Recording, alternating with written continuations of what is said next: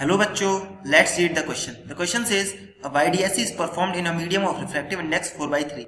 A light of 600 nanometer wavelength is falling on the slits having 0.45 nanometer separation. The lower slit S2 is covered by a thin glass plate of thickness 10.4 mm and refractive index 1.5.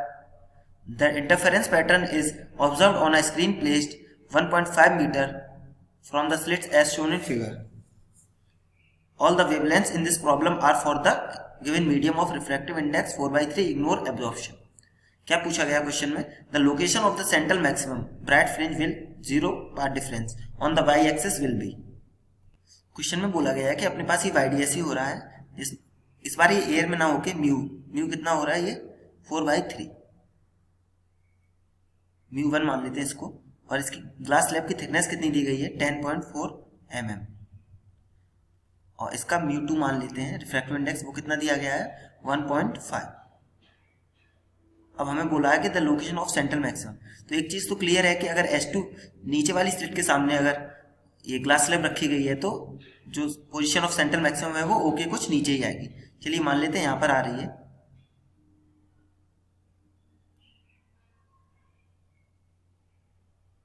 ये P मान लेते हैं।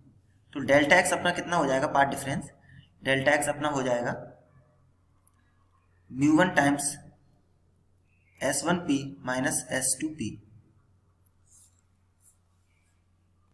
Minus, और किसकी वजह से, इस glass slab की वजह से। तो इसकी वजह से क्या होगा μ2 minus μ1 into thickness of glass slab, और ये किसके इक्वल होना चाहिए। अब बोला गया है कि bright fringe with 0 path difference, मतलब पार्ट डिफरेंस कितना होना चाहिए 0, तो ये 0 के इक्वल होना चाहिए। तो यहां से क्या निकल रहा है μ1 S1P minus S2P is equals to μ2 minus μ1 into T। और चलिए मान लेते हैं कि ये जो P पॉइंट है O से कितना नीचे है y, तो यहां से S1P माइनस S2P क्या आ जाएगा μ1 इंटू ये आ जाएगा अपने पास y small d by capital D, और ये किसके बराबर होना चाहिए μ2 माइनस μ1। तो μ2 कितना है 1.5, μ1 कितना है 4/3 मतलब 1.3 इंटू थिकनेस कितनी बोली गई है थिकनेस बोली गई है 10.4 mm। तो यहाँ से जब y के लिए सॉल्व करेंगे तो अपने पास क्या आ जाएगा 1.5 माइनस 1.33 इंटू 10.4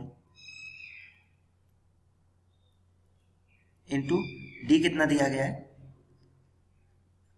d देखते हैं क्वेश्चन में कितना बोला गया है।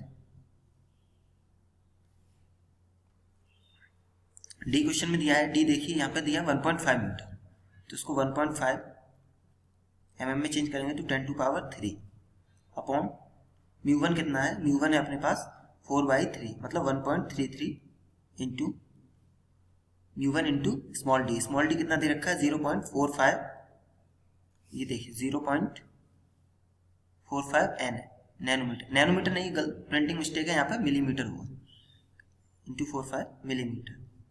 तो अपने जब सॉल्व करते हैं यहाँ से तो अपना y आ जाता है, y निकल के आ रहा है 4.33 mm। So the correct answer for this question is option 2, that is 4.33 mm.